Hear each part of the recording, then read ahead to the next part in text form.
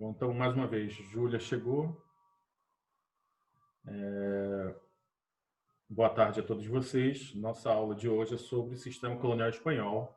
Nas aulas anteriores falamos muito sobre as grandes navegações, o processo que levou Portugal a ser o pioneiro e, é claro, também que seguiu foi Espanha. Falamos aqui também sobre a disputa entre Portugal e Espanha sobre as novas conquistas.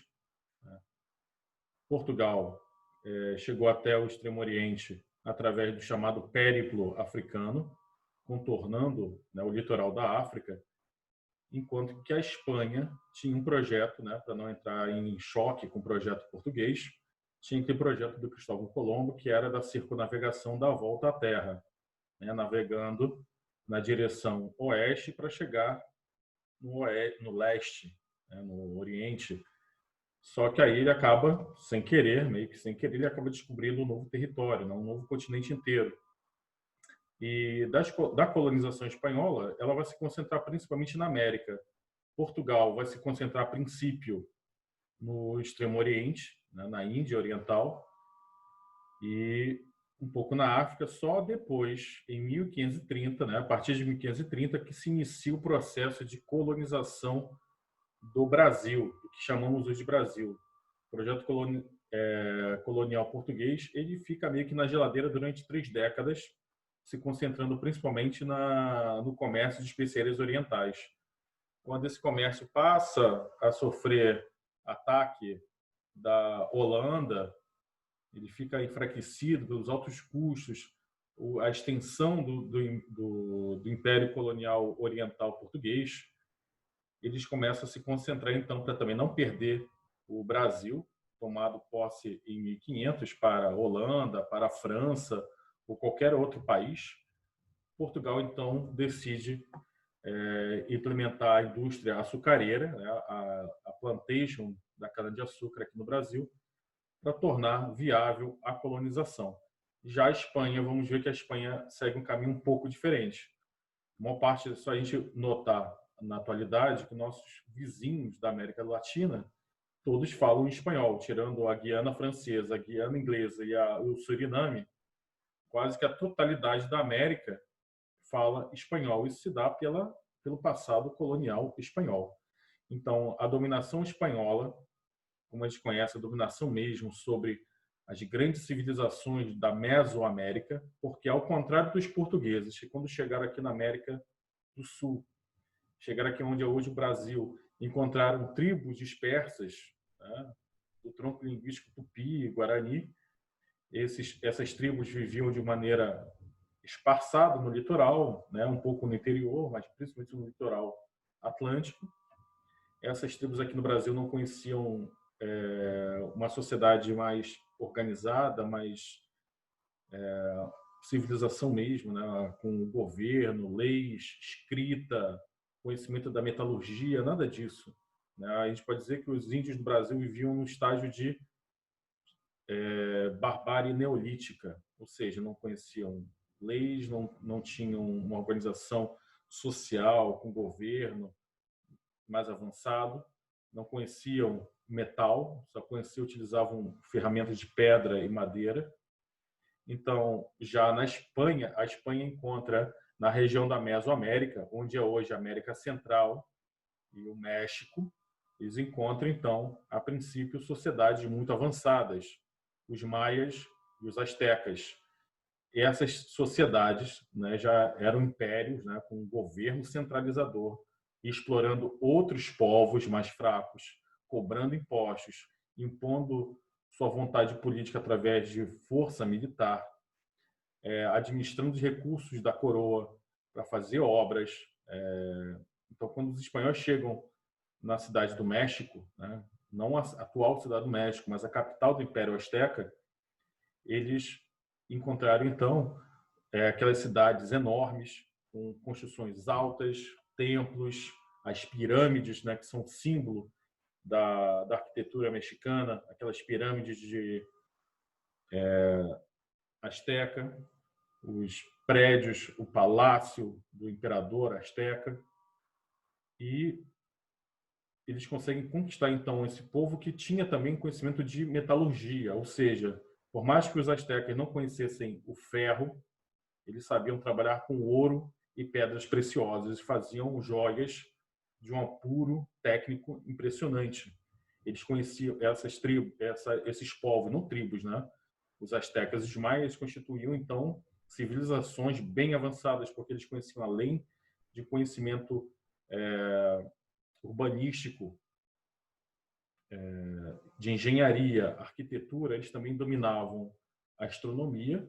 Tanto é que em 2012 o mundo achou que ia acabar, né? Todo mundo achou que o mundo fosse acabar devido a uma profecia asteca, onde eles tinham previsto o fim do mundo no ano 2012. Eles tinham conhecimento assim astronômico, faziam calendários, né?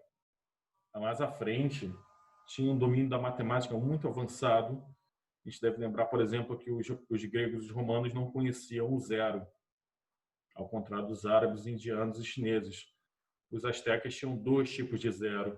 Tinha uma escrita hieróglifica muito avançada, muito complexa, uma literatura muito complexa também, mas os espanhóis vão passar por cima disso tudo, né? Eles vão ver isso como sinal de paganismo. O espanhol ele vai impor a sua visão de mundo, ele vai achar que os indígenas da América são inferiores, não conhecem a religião verdadeira, o cristianismo, não possuem a lei, né, como os espanhóis, não têm uma moralidade, porque vivem nus, têm práticas sexuais que não condizem com a moral cristã. Então, os europeus vão vir com uma visão etnocêntrica.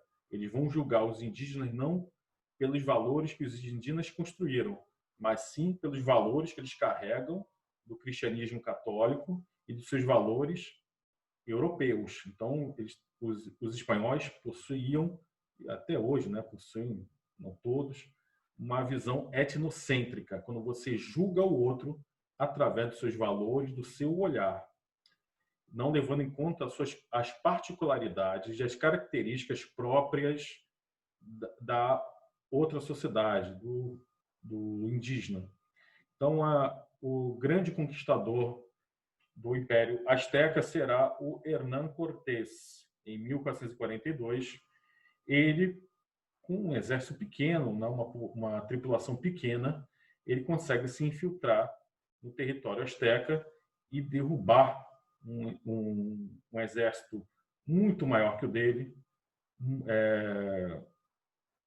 um império muito maior, mais poderoso que ele. Ele apenas na verdade, esses conquistadores espanhóis, eles são geralmente oriundos da baixa nobreza, aqueles caras que não herdaram terras. A gente deve lembrar que desde o feudalismo só herdava terras quem eram os primogênitos, e não, digamos, os caras que não herdam terra nenhuma, não têm riqueza, mas possuem sangue nobre, vão tentar a sorte na América, sendo conquistador. O que vai fazer com que esse domínio do Hernán Cortés, mesmo com a tripulação pequena, um exército pequeno, mal aparelhado, vai conseguir vencer e tomar um território enorme com milhões até de habitantes, né? Centenas de milhares até milhões de habitantes. Isso dá por vários fatores. Ele vai explorar principalmente as deficiências que existiam dentro do próprio Império Azteca. Ele vai explorar o rancor que existia entre as tribos mais fracas que eram dominadas pelos aztecas. Então, ele vai prometer uma vida melhor, um rei mais tolerante, que é o rei da Espanha. Então, ele vai buscar apoio junto dessas tribos que são inimigas dos astecas, que querem se libertar do domínio asteca. Os astecas, eles dominavam, às vezes, com força militar muito brutal também, praticavam sacrifícios, né, humanos, e geralmente quem sacrificavam eram membros dessas tribos conquistadas. Que a gente tem aquela imagem, né, dos astecas sacrificando pessoas em cima daquelas pirâmides, arrancando o coração e oferecendo aos deuses. Então, os espanhóis se aproveitam e exploram essas disputas internas dentro do próprio Império Azteca. E, é claro, os espanhóis têm a seu favor armas de fogo, mosquetes, pistolas, espingardas, canhões, que não são tão eficientes, né? Eles têm um papel mais psicológico do que eficiência mesmo. A gente deve lembrar que o mosquete daquela época dava um tiro, levava tempo para você carregá-lo, porque tinha que botar pólvora, socar pólvora dentro do cano, colocar o cartucho, puxar o martelo que vai bater na espoleta, mas tinha que acender também, tinha que colocar um pavio para acender. Então, numa região onde o clima, além de ser muito quente, ele é muito úmido, com muita chuva, o que o mosquete, o canhão terão um papel mais psicológico. Quando os exércitos dos guerreiros astecas entravam em conflito com os espanhóis, se deparavam com os espanhóis vestindo armadura, né, armadura de aço, espada, aquela alabarda, que é aquela lança com a lâmina larga. Isso oferecia uma vantagem muito grande. E também o cavalo. Os astecas olhavam para o espanhol montado no cavalo, muitas das vezes não conseguia diferenciar um do outro, achavam que era apenas uma única criatura. Então, os espanhóis, muito espertamente, notaram essas peculiaridades psicológicas, usavam a arma de fogo para fazer barulho, né?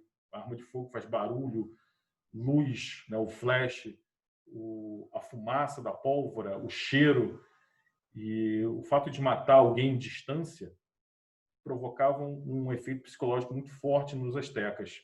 Então, explorando isso e também utilizando o cavalo, a arma de fogo, o aço na armadura, na espada, na alabarda, e também a questão dos germes, né, da propagação de doenças, porque os espanhóis vão sair da Europa com seus germes, né, seus vírus, vão chegar na América, uma população isolada do mundo, que não tem anticorpos para combater esses vírus alienígenas, então acabam adoecendo.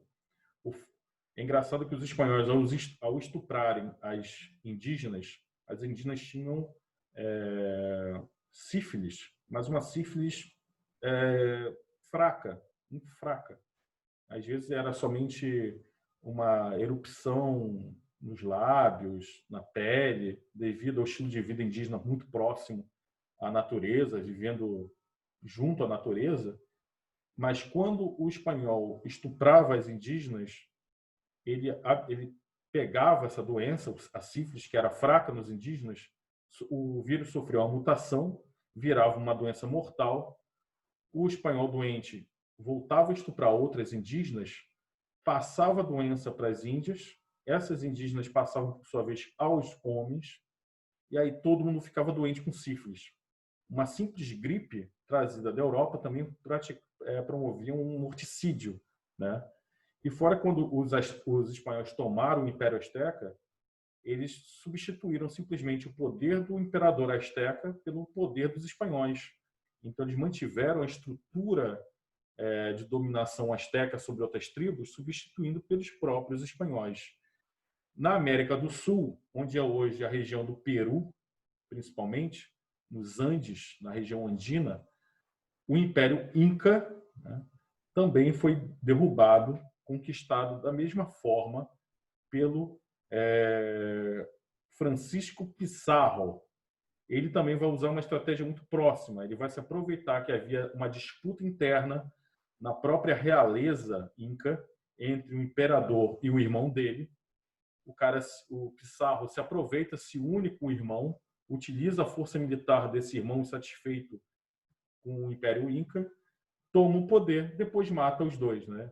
Tanto que no México também o Hernán Cortés mata o imperador azteca. E a mesma coisa acontece no Império Inca. Então, a superioridade militar, tecnológica, os germes a própria desestruturação da sociedade indígena vai provocar um morticídio. Tanto é que no Caribe, atualmente, não existe mais descendentes de indígenas nessas regiões das ilhas do Caribe, que são as primeiras regiões a serem tomadas pelos espanhóis. Elas foram substituídas, então, pela mão de obra escrava africana. Então, vai ser um verdadeiro genocídio, né, que vai acontecer na América. As populações ameríndias vão ser varridas do mapa nessas regiões. Então, ao contrário de Portugal, que aqui no Brasil ela vai ser uma administração mais largada, um pouco mais largada, né, uma coisa mais não tão centralizadora. Portugal, diante de um território gigantesco, né, ele vai ter que tomar conta, né, do território do que é hoje o Brasil, utilizando aquelas chamadas capitanias hereditárias, ou seja, transferindo o ônus da administração, da colonização para particulares. Na Espanha vai ser diferente. A coroa espanhola ela vai centralizar o poder, ela vai tomar conta mesmo com vários órgãos para administrar melhor, explorar melhor e conter os indígenas de uma forma muito mais eficiente do que Portugal fez aqui na América portuguesa. Então eles vão, os espanhóis que eu falei, né, como Hernán Cortés, o Fernando Pizarro, que vão chegar na América para conquistar e administrar, serão chamados de adelantados, que são aventureiros que chegam na América, recebem o aval da coroa espanhola para dominar, administrar e colonizar a região e explorar economicamente. E os espanhóis tiram a sorte grande quando Hernán Cortés chega no México e ele vê os astecas meio que nus, mas carregado do ouro, né, com muito ouro, anéis, cordões, joias de ouro. Os caras vão ficar loucos pelo ouro, né? E surge até na Europa a ideia de que existem cidades cobertas de ouro, chamado Eldorado. Então, muita gente sai da Espanha e tenta a vida, tenta a sorte na América, uma tentativa então de melhorar de vida mesmo, né? Explorando essa nova terra, uma terra de oportunidade, de riquezas quase infinitas. Mas principalmente a Espanha tira a sorte grande. Ela começa então a explorar as minas de ouro e prata do México, de ouro e prata da Bolívia e do Peru, né? São regiões auríferas muito ricas. E então o controle tem que ser bem forte, né? Bem estreito. Esses adelantados então recebem muito poder. E qual é a obrigação deles? Pagar impostos, conter os indígenas e catequizar os indígenas. Sempre lembrando que a dominação portuguesa e espanhola ela está atrelada intimamente à expansão do cristianismo. Se na Europa o cristianismo católico sofreu um revés devido à reforma protestante, os protestantes veem então, quer dizer, os católicos veem então na América uma forma de expandir o cristianismo, impondo a religião cristã aos indígenas. Então, quando os caras começam a pegar os índios para trabalhar, são duas formas de trabalho que a gente vai ver então surgir na América espanhola. Uma é a mita, que já era algo praticado pelo Império Inca, ou seja, os indígenas são retirados de suas aldeias, levados para trabalhar nas minas durante algum tempo, acaba sendo, não chega a ser a vida inteira. Eles trabalham arduamente nessas minas, o trabalho é terrível nas minas, porque imagine como é que é a exploração, né, dessa época. As minas são pequenas, né, são túneis pequenos, quentes demais, com pouco oxigênio, com gás tóxico, então a maioria não resiste à exploração, muitos deles morrem, mas na teoria o trabalho seria apenas temporário e eles acabavam recebendo uma espécie de salário, recebiam uma quantia irrisória que na verdade era utilizada para pagar os impostos. Então isso vai ser o principal destruidor dessas civilizações, dessas populações indígenas. Porque quando você tira um indígena da sua tribo e tem lá toda a vida dele trabalhando na lavoura e é levado para trabalhar nas minas, ele acaba morrendo e quem depende do trabalho dele na sua aldeia acaba também morrendo de fome. Então essa desestruturação, né, Você pega um cara, uma pessoa, um indígena que vive na região onde é uma floresta, uma floresta tropical, e leva para a região andina, nas montanhas, ele não está acostumado, para trabalhar nas minas, num trabalho estafante, onde ele pode morrer soterrado, ele pode pegar pneumonia, ele pode ser contaminado pelo gás tóxico dessas minas, acaba então desestruturando toda a organização social. E ao forçá-lo a aderir ao cristianismo católico, ele também perde a forma dele enxergar o mundo que ele tinha com sua religião, né? Aquele paganismo indígena, a crença nos deuses, nos espíritos da floresta, nos seus xamãs. Então, não é somente a morte através da violência, né? Os relatos da conquista espanhola na América são tenebrosos, né? O frei Bartolomeu de las Casas, que era um frei católico, ele presenciou então essas conquistas. Os espanhóis chegavam matando as pessoas sem muito motivo, né? Eles chegavam mesmo tocando terror. Matavam ao fio da espada, empalando com suas alabardas, matavam crianças, mesmo de colo, né? Tem um relato que uma mulher grávida, os caras cortam a barriga dela e arrancam um feto, né, vivo, e jogam contra a parede. Então era uma barbárie. Eles acusavam os indígenas de serem bárbaros, por serem canibais, praticarem sua religião, andarem nus, não terem os valores cristãos, mas a violência com que os espanhóis praticaram na América não tem outro nome, né? Era barbárie, pura e simplesmente também. Então, tem a mita, né, que é esse trabalho dito remunerado, mas que era uma remuneração pequena e que muitas das vezes essa remuneração ia voltar para os espanhóis no pagamento de impostos. E a outra era a encomenda também, né? Quando um encomendeiro, um desses adelantados, desses espanhóis que recebiam o aval da coroa para explorar uma região, eles também recebiam o direito de explorar como o trabalho dos índios de maneira servil, mais ou menos como acontecia na Idade Média. Eles pegavam os indígenas, levavam para trabalhar principalmente nas lavouras de produtos agrícolas tropicais que seriam enviados para a Europa. Muitas frutas tropicais são incorporadas à culinária, né, ao estilo de vida espanhol. Então, esses índios são levados para trabalhar nessas lavouras como servos. Em troca, vejam bem, qual era o pagamento, né?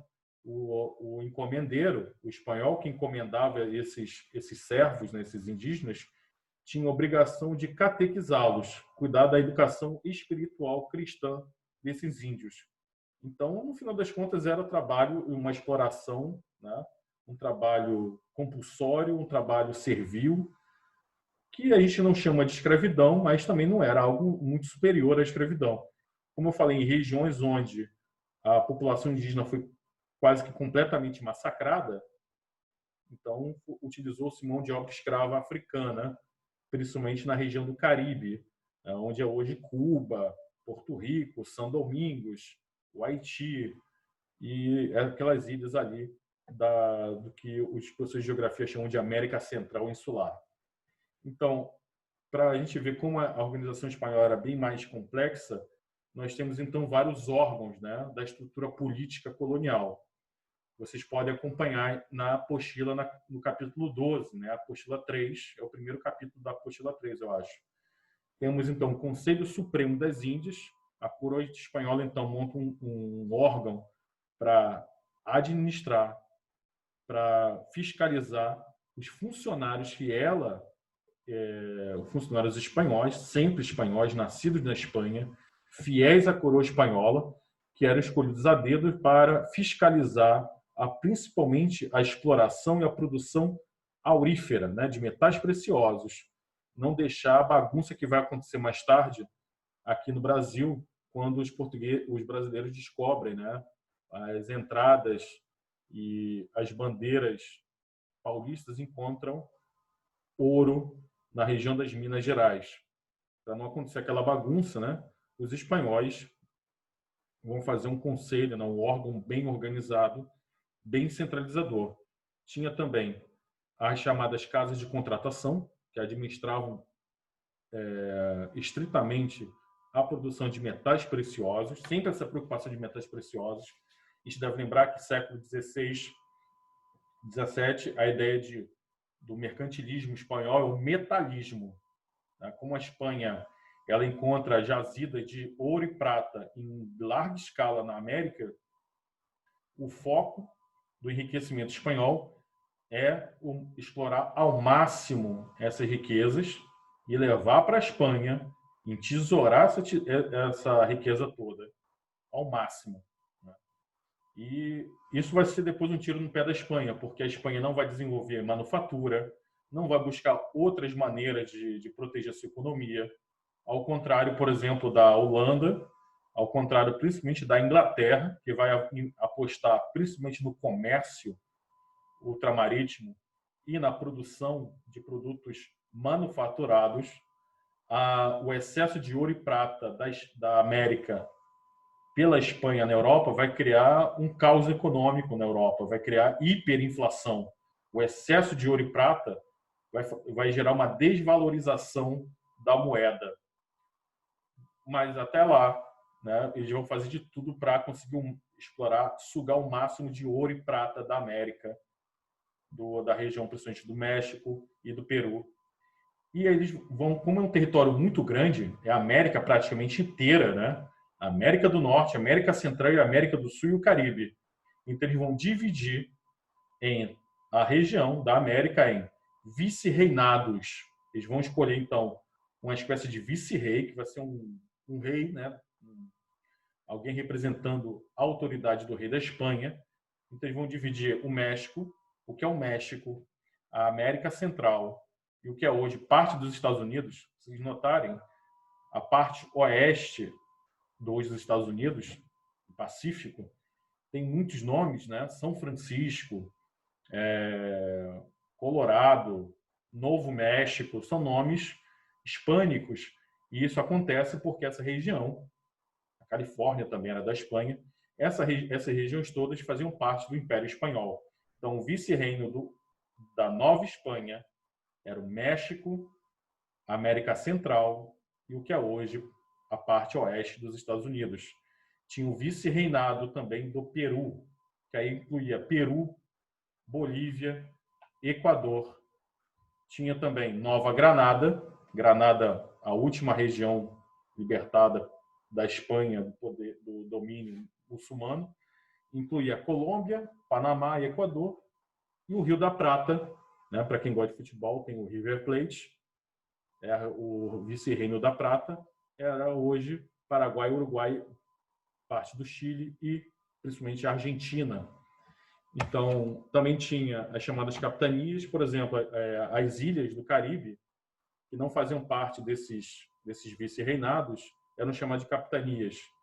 Tinha uma espécie de tribunal, que era chamado audiências, né? Para você gravar, você pensar uma audiência, você lembra, ter um encontro lá com o juiz. Então, era como eles chamavam os tribunais.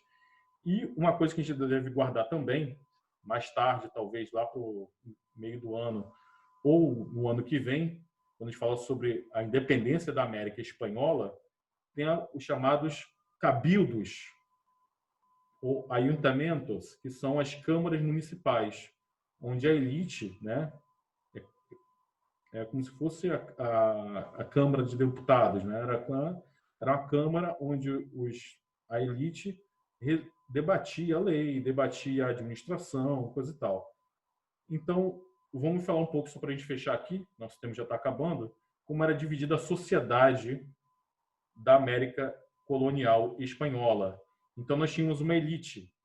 Essa elite era composta por dois grupos, os chamados chapetones e os crioulos. Os chapetones, você imagina que era dado esse nome a eles por causa da indumentária, né, da nobreza espanhola que usava chapéus muito grandes, né? Então, esses eram espanhóis nascidos na própria Espanha, na metrópole, que migravam para a América para exercer cargos da alta administração colonial, como vice-reis, governadores, bispos, juízes, prefeitos. Então, quem cuidava da administração de verdade eram os caras nascidos na Espanha. Já os filhos desses espanhóis, né, que não eram miscigenados, a gente deve ressaltar isso, eram brancos, né, espanhóis, mas nascidos sem miscigenação na América, eram chamados de crioulos. É engraçado que a palavra crioulo na América Espanhola tem um sentido diferente daqui da América Portuguesa. Aqui na América Portuguesa era utilizada para falar se referir aos escravizados africanos nascidos aqui na América. Já na América Hispânica, crioulo é o espanhol nascido na América, sem miscigenação, né? Então, eles compunham também uma outra elite. Eles não podiam exercer cargos de chefia na alta administração, mas eram donos de minas de ouro e prata, eram donos das haciendas, né, que são o latifúndio na América Espanhola é chamado de hacienda, enquanto que aqui era chamado de fazenda mesmo, ou de plantation, né, que vem da palavra em inglês plantation. Lá são as haciendas. E tinha uma classe, não digo uma classe média, mas tinha os mestiços, que geralmente eram filhos dos espanhóis com as indígenas, que tinham um pouquinho mais de privilégio do que os próprios indígenas. Os indígenas mesmo vão ser a massa, né, o grosso da mão de obra, através da mita, da encomienda. Camponeses, né, massa de camponeses serão indígenas, e eles vão ser explorados duramente por essa elite branca, e uma minoria de escravos, né, onde não tem mais indígenas, serão escravizados trazidos da África. Tá?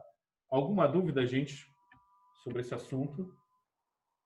Algum comentário que vocês queiram fazer?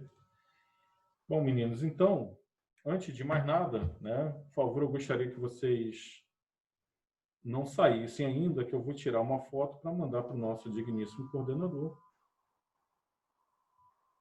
como prova de que vocês estavam aqui. Tá? Vamos aí.